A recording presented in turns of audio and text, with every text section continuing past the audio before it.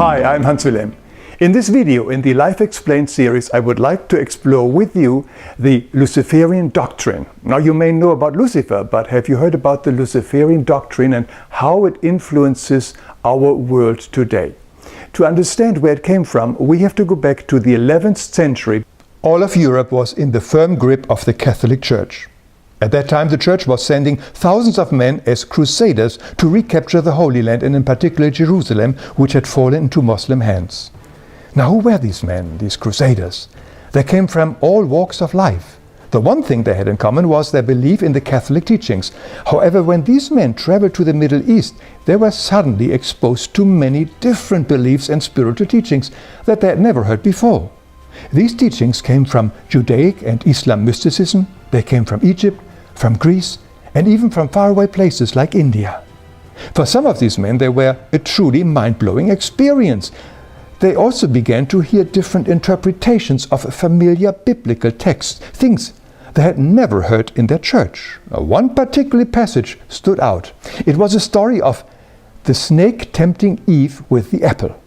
The Catholic Church had taught them that the snake was Lucifer or Satan, who deceived Eve by promising that if she would eat from the forbidden tree, she would become like God.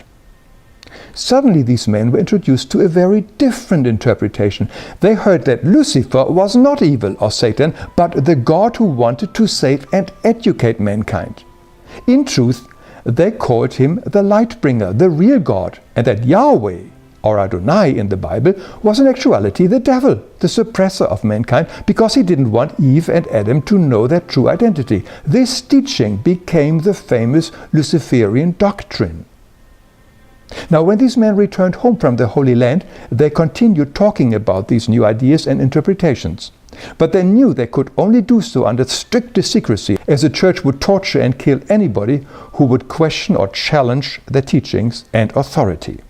This eventually led to the birth of many secret societies, most famously the Templars, the Rosicrucian, and the various Masonic orders. These very mixed teachings from many different occult traditions were secretly studied, eventually enwrapped in rituals, and protected by gruesome and blood-curdling oaths that the members had to swear to ensure secrecy. But everything changed in the year 1888, when the founder of the Theosophical Society, Madame Blavatsky, made most of these teachings public in her famous book, The Secret Doctrine, which she spiced up with some of her own fanciful imaginations. Central to Madame Blavatsky's teaching was the Luciferian doctrine. The first edition of her book stated that Lucifer is the only God for our planet. No surprise that her magazine was also called Lucifer.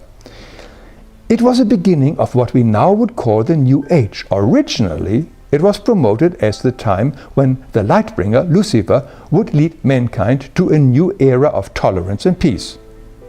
Rudolf Steiner started off as the secretary of the German Theosophical Society. He later founded the Anthroposophy movement. Another famous person was Alice Bailey, who founded the Lucifer Publication Company in 1922. And then there was the well-known science fiction writer H.G. Wells, who also published a book called The New World Order in 1940. With this book, he promoted a world government and a secular world religion.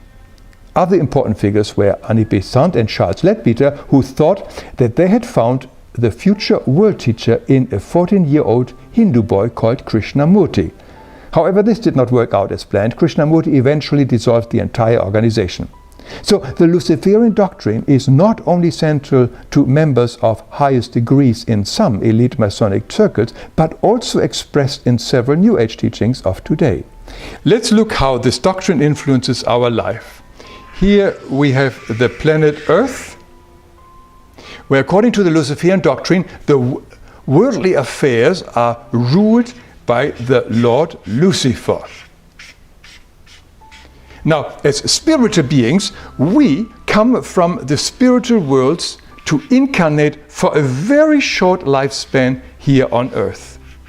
Most of us do it to clear up past karma, or eventually return to a higher spiritual sphere, or return even to our spiritual home from where we all came.